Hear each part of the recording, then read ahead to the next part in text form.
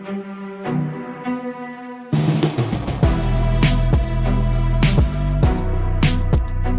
you ready to unlock your full potential? Motivational speaker, the comeback coach, and goal crusher Joe Rivera brings you inspiring leaders, incredible stories, and valuable lessons on how you can change, grow, and reforge your life. Now, here's your host, Joe Rivera. What's up? What's going on, everybody? Welcome to the Reforge Your Life Show. I'm your host, Joe Rivera. And here at the Reforge Your Life Show, we love to show you that the comeback is more than possible. And today, I'm hyped about the guest I'm bringing to the show. Y'all are going to love her energy. Her story is incredible. She's an award-winning publisher, a book strategist, Dr. Lena Webb Payne. Welcome to the show.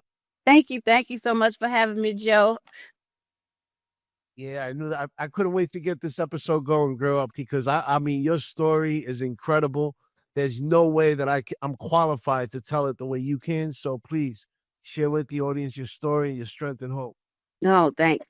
So, for me, when you're a kid, you always had the things you love, like the things you woke up for in the morning that you just look forward to.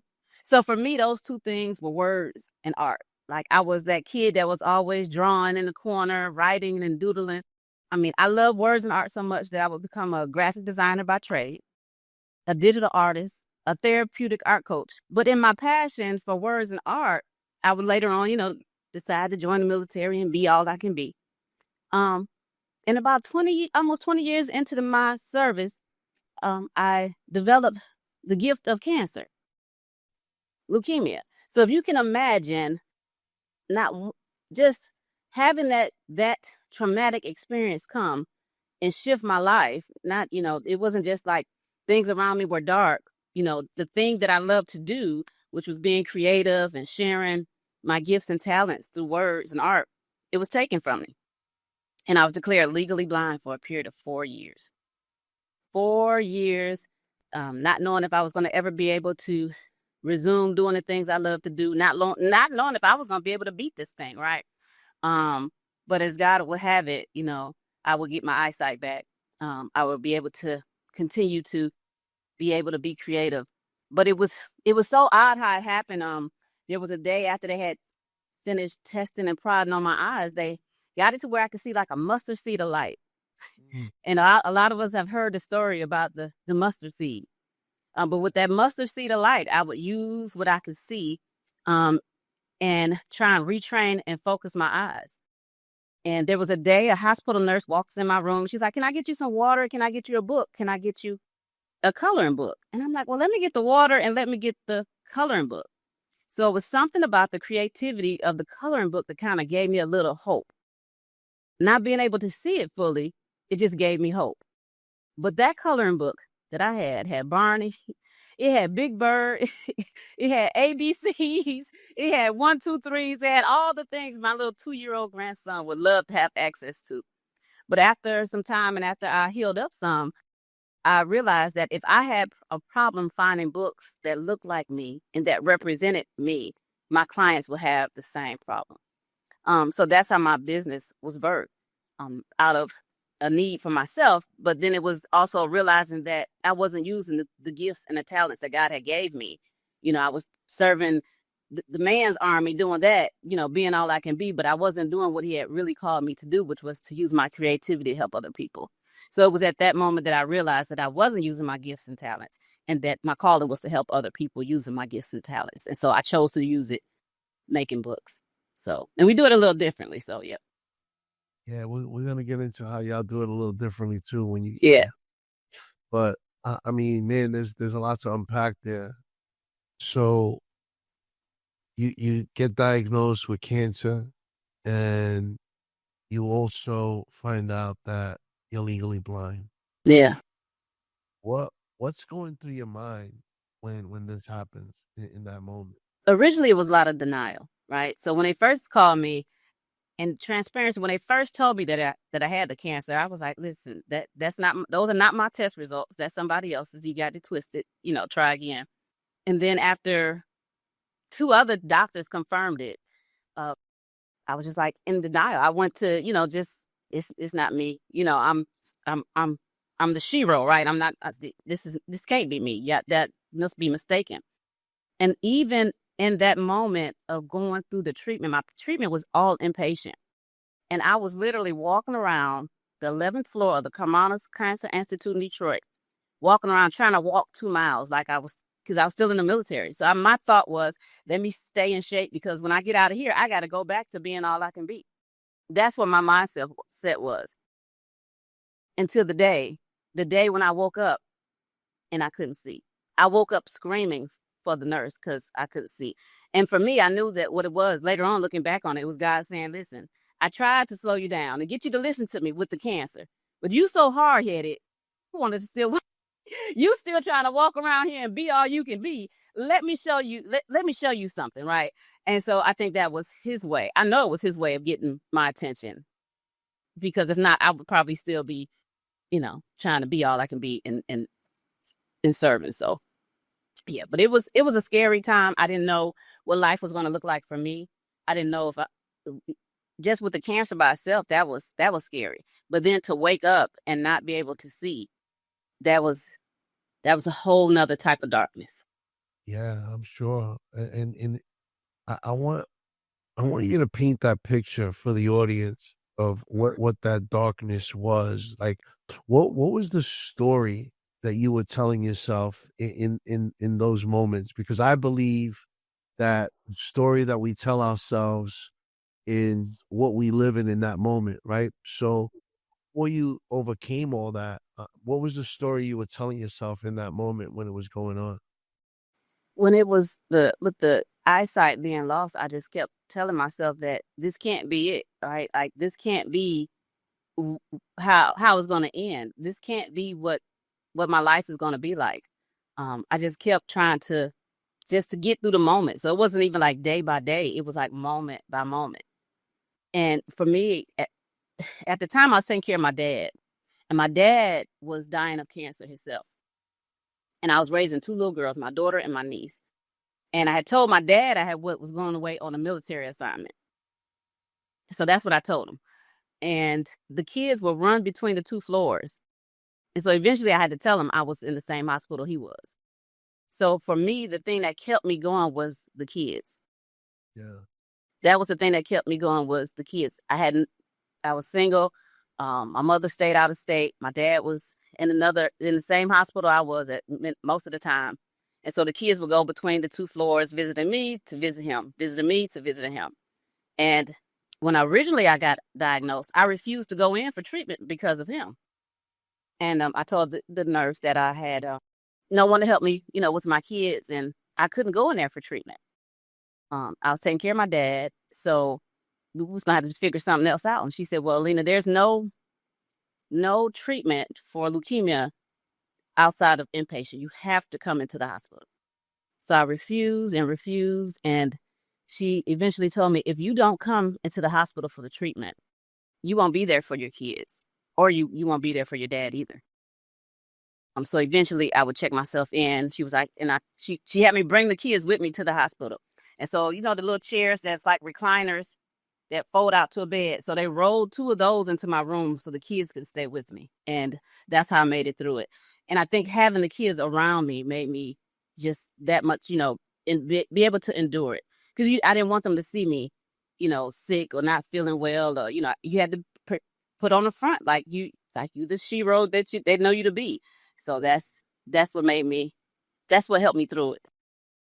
So I'm curious because the kids helped you get through it, which shows strength in who you are as a parent, or your character, Mm-hmm. uh, to lean into your kids to help you get through that, like to lean into how much you have to be there for them, how you Yeah. wanna lead by example for them. And you just said that you had to put on the front, right? So there's Yeah. that gets put on. Yeah. Um, what was going on behind that mask? What were you feeling behind that front that you had to put on in that Yeah. It's yeah. looking like? What was the challenges looking like? Yeah. A lot of fear.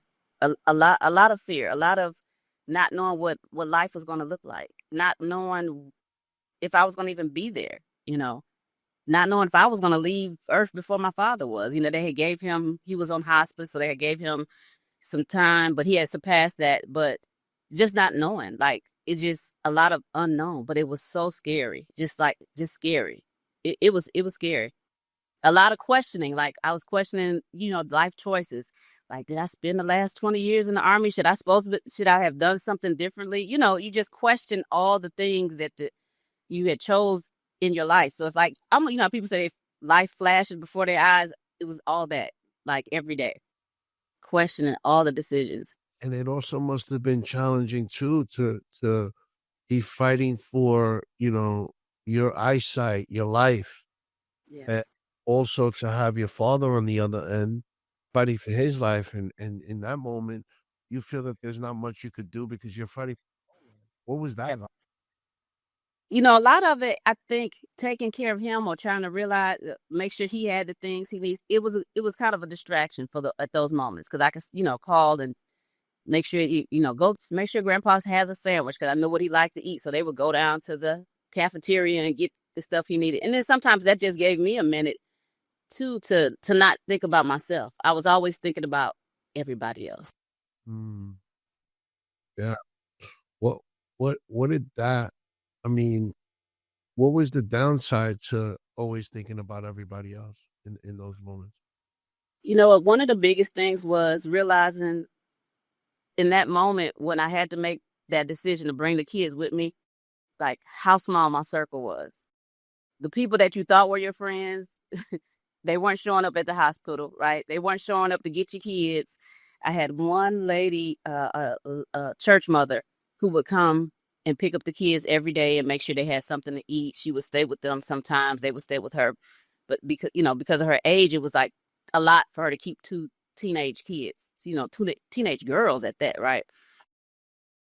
So she did what she could. But to realize who really was in your corner, or who really you could depend on, was really an eye opener for me. Even down to the military. Even to this day, I hadn't heard from them, right? And I had like 270 some, over 270 soldiers that was in my command. And yeah, I didn't hear anything from them. Yeah. So it makes you realize the things that are important, and the people that are really in your corner when you need them most. Yeah, no, absolutely. And I'm sure that was a life lesson for you, right? Absolutely. Absolutely. Because Absolutely. and you're not alone in that situation, right? Because there's a lot of people out there who, they do so much for other people, but they end up forgetting sometimes to take care of themselves. Yeah. That when it's time for them to be going through something, there's nobody around to help them go through what they got. I'm in this shit alone, Yeah. Yeah. And that's a tough space to be in. It is. It is. What did that feel like when you went through that? Was that a lonely moment in your life? Yeah, it was lonely. It was lonely. It was dark, and depressing. It was really depressing just to sit back and realize that all this time and effort you put into these, what you think are relationships and friendships, that they really weren't. They weren't relationships, not valid or healthy relationships. So yeah, it was hard. It was hard. What did those dark times look like for you? I mean, you mentioned the depression. What did that look like, and what did you do to pull yourself out of those moments? Yeah. So a lot of those dark moments were like just questioning if I even wanted to be here, right? If I really, what was that going to look like? If am I going to be leading, doing this the rest of my life, sitting up in hospital rooms, getting chemo 24 hours a day? Is that what life is going to look like? You've lost your hair, you lost your eyelashes, you've lost all the things you're used to seeing. They're gone, right? It was hard. It was a hard period. It was a hard period. So I'm curious to know, because when we go through these difficult times and dark times in our life, hold on one second. There's a lot of feedback, bro. Is that us or is that? I don't know. Are you using a mic, Lena? Say again? Are you using a mic? No. You have earphones in? No. No. because it comes and goes. Like right now, when she's not talking, you hear that? You hear the feedback? You trying to write? Lena, can you talk for a second? Yeah, sure. Do you hear it now? A little bit, right? I don't know how that audio is going to come out. Do you have earphones? Yeah. You don't? Let's see what happens when you put those in. There's perfect. All right, yeah, right now, right there's good. All right, I don't remember where I was. All right, ready? So, Lena, I believe in those dark times when we're going through those challenges in our life, that there's an old belief system that has to get cracked through in order for us to overcome those difficult times. What was that old belief system that you were living through? Like, what were those limited beliefs that you believed in those moments, that even though they might come up now, you've learned how to overcome them, so you kind of control them now and they don't control you? So what are those beliefs? What were those? So I think for me, a lot of the limiting beliefs come from things that you were, probably told as a child, right? Like, something happened, you think that everybody's going to come to your rescue. But at the end of the day, it's between you and God. Those are the only people you can count on, right? And then a lot of other things too is just to pray and have faith. A lot of the things I didn't know what was going to happen. I didn't know what life was going to look like. I didn't know if it was going to come back, and the doctors didn't know either. For me, they had never seen a case like that, where the chemo had took someone's eyesight. They didn't know if I was going to get my eyesight back. And then it would come back, and then it was start to go away again. So I didn't know if it was going to, when it came, if it was going to stay, what that was going to look like. Yeah. But in those moments, it caused me to really evaluate and to kind of self-reflect on, okay, if it doesn't come back, what am I going to do? Is it time to learn a new skill, Braille? What's that going to look like? Or do I even want to do that? Yeah. Wow, that's deep, because in that moment you're like, man, is this what my life has become? And Yeah. to learn how to live like this. So, and you said it was 4 years that you were without sight, right? Yeah, 4 years legally blind. So I went about 4 months without sight. And then over the course of 4 years, I was legally blind. I could see, things were like fuzzy. I could see like maybe some shapes, but I couldn't see like really like read anything. It was just a lot of unknown. Yeah. Well, so I'm curious, in that 4 months where you couldn't see at all, Mm-hmm. how did your perspective of life shift? What did that Oh, look? man, you know what? My perspective of life shifted from the time I had to check myself into that hospital. Right? It like shifted. It shifted. Although I was in denial, because I treated it like it was a military assignment. That's how I treated it. I'm gonna go in here and do these 4 months, and I'm coming back out, and life is gonna keep going. But reality was, it didn't go that way. But it shifted then, but it shifted even more so when I woke up that day and life was just dark. Like, not just dark around me, I'm talking about dark within me, because I just didn't know what was going to happen. But the perspective of realizing the value of life, realizing the value of every day, not to take things for granted, realizing the things that I have put on the back burner, like not to do that, like living, if it's something you want to do it. If it's somebody you want to see them. If it's somebody you want to, anything, whatever it is, we only get one chance at this thing called life. That's right. So Yeah. amen to that. So I'm curious to know, because I believe that when we crack through an old belief system and build a new belief system, that there's some core values that are uncovered. What were some of the core values that you uncovered that you are able to go back to today when these challenges come up? Because challenges in life are going to come up. Guess what, y'all?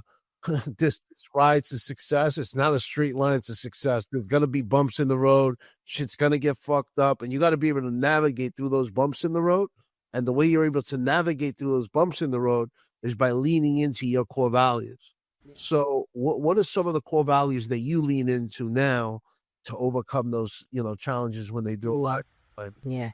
Yeah. So for me, one of the biggest things is just realizing that the journey of life is different for everybody.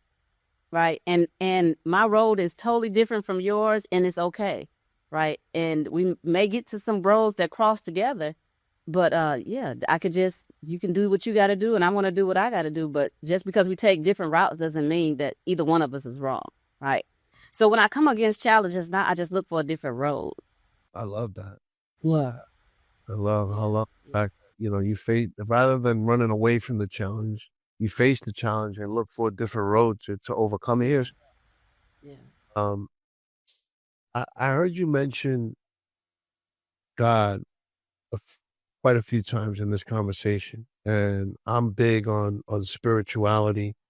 Obviously you call it God, I call it God, somebody else might call it the universe, infinite, whatever they believe, right? Believing something greater than yourself to help you unlock your fullest potential is vital for success.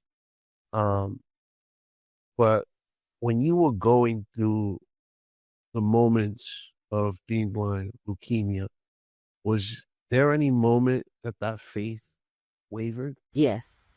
I would sit here and be, probably not being truthful if I said it wasn't. And I questioned it. I was like, it can't be. I'm taking care of kids, right? I'm serving the country, being all I can be, doing all the things. And this is what happens. Like, what did I do? It was a lot of questioning, like, God, what did I do? Like, did I do something wrong? What decision did I make to make you mad, to have this happen? Yeah. And then to have it happen while I'm caring for my father, right? And then knowing that my plate was already full. So my niece was living with me. She came to stay with me like months before this had happened. So I took on this new responsibility. I went from having one kid to two, and they were like oil and water. So that's how the transition went with the two, to then, all within a couple of months, then my dad is ill, terminally ill, and taking care of him. And then I get my diagnosis. And here's the thing, Joe, my diagnosis came, I took my girls to the doctor for some cheerleading physicals. Yeah. And you ever heard of like a kid that's just so dramatic, like the doctor comes in the room and they just fall out on the floor. So this is my daughter, right? This is my daughter at like 12, like he comes in the room, we're going to take some blood. And she just like falls out, like, super dramatic. And I'm the she-roll. All right, let me show this little girl how it's done. Go ahead and take my blood, right? And so she can see me, you have mine taken, so she can go ahead and have hers taken. And that's how they found it. That's how they found the leukemia. So just me taking them for some simple cheerleading physicals, me showing this little girl that her getting her blood drawn is not that big of a deal, and them calling me with the test results that you have leukemia. Yeah, it was a experience. It was an experience. Yeah. Yeah.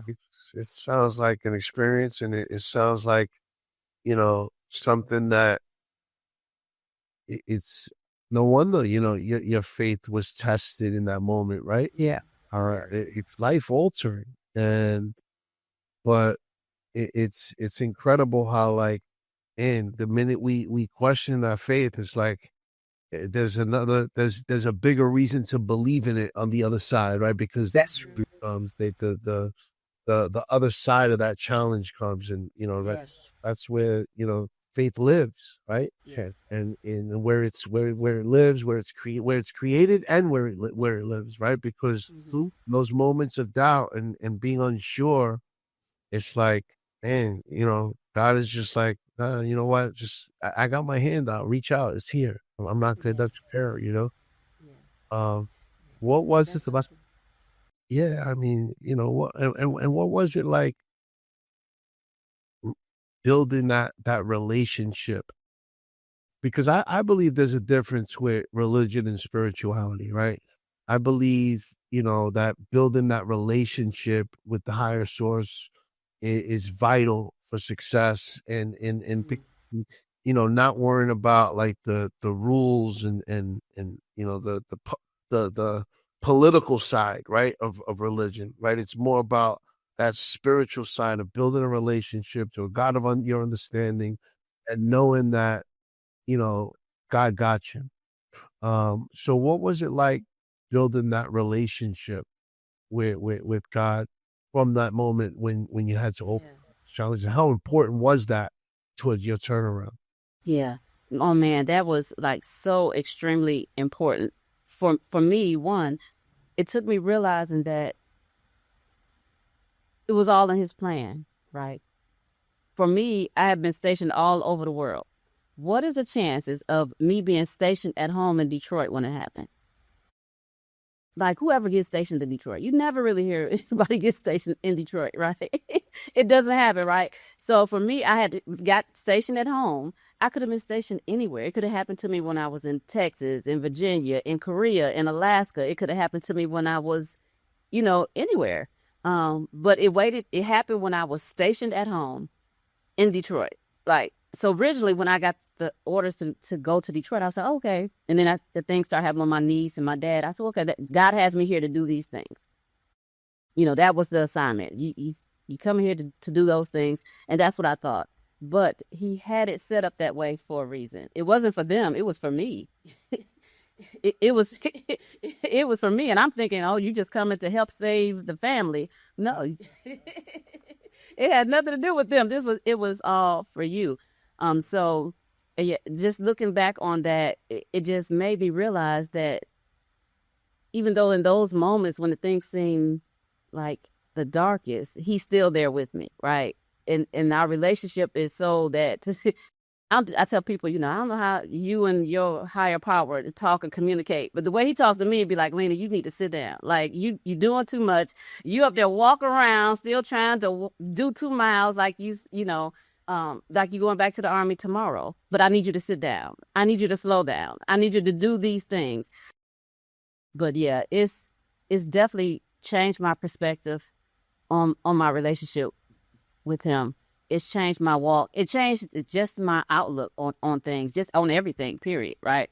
And it's not, within the walls of a building, right? I'm talking about like everyday living, like how you interact with people, how you deal with people, how you treat people. So those are probably some of the biggest impacts that it's had with me. Yes. It's amazing how sometimes we have plans and God laughs at them, right? All the time.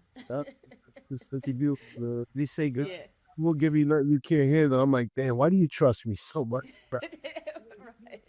Go get it, babe. Yeah.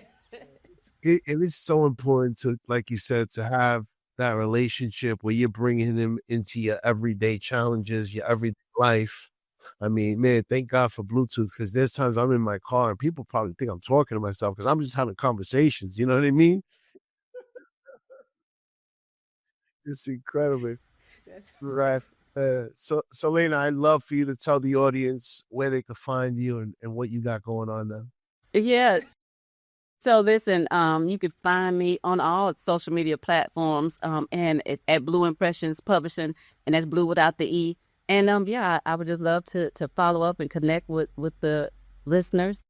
Right now, we're just helping people just to share, not just through words, but different ways to express themselves. Like most people think, well, I'm gonna write a book and it got to be this novel. No, it could be something like a coloring. Right. And I guess for me, my passion with coloring books is because that was the thing that I used, the tool to help me retrain and refocus my eyes. So I started making them that, so they look like me. They cute like me. They got a swag like me and a vibe like me. Right.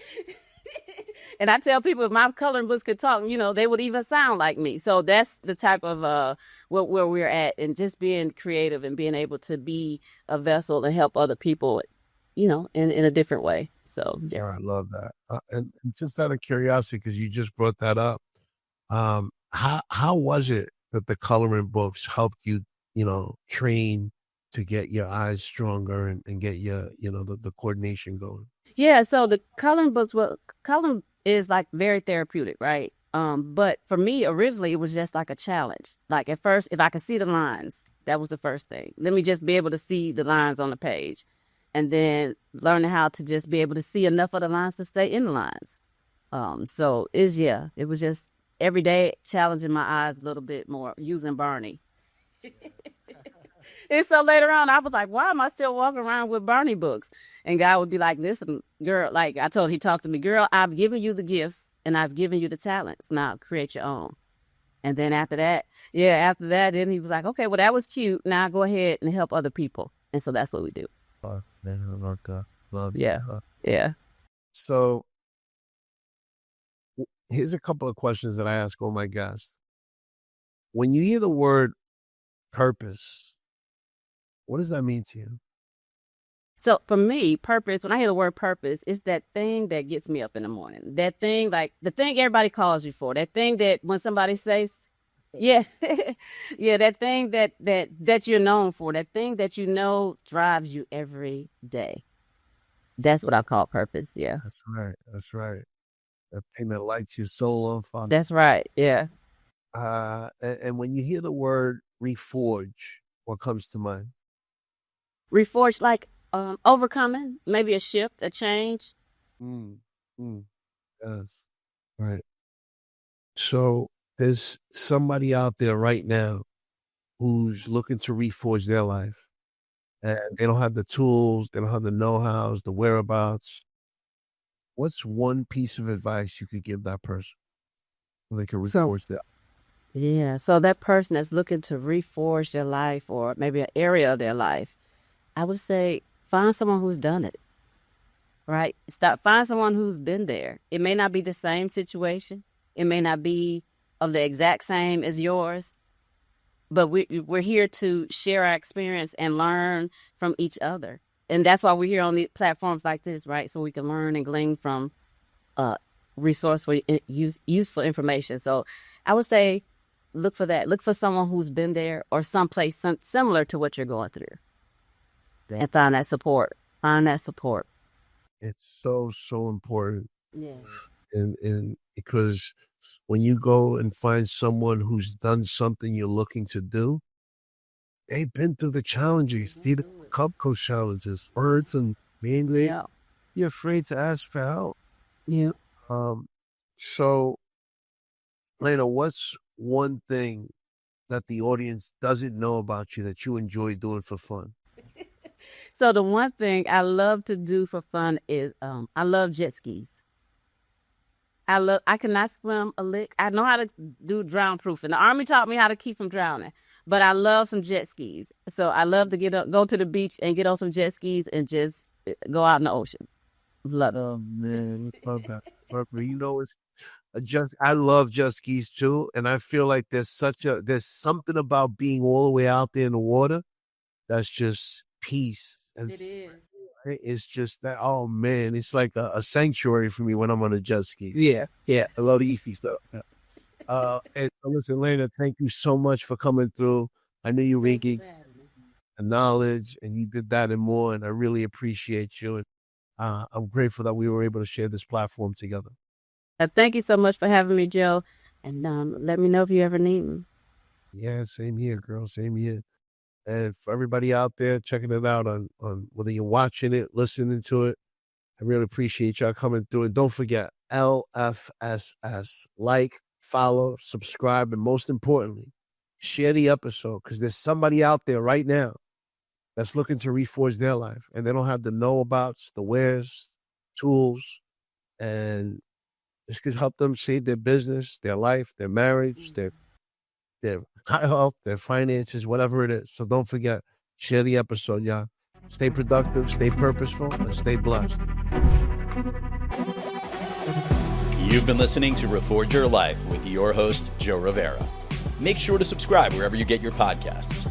To learn more about Joe Rivera and how he can help you or your organization reforge your life and regain your place at the top, head on over to withjoerivera.com and follow Joe on all social platforms. The Reforge Your Life podcast was produced by Thrive Loud Productions. Thanks for listening.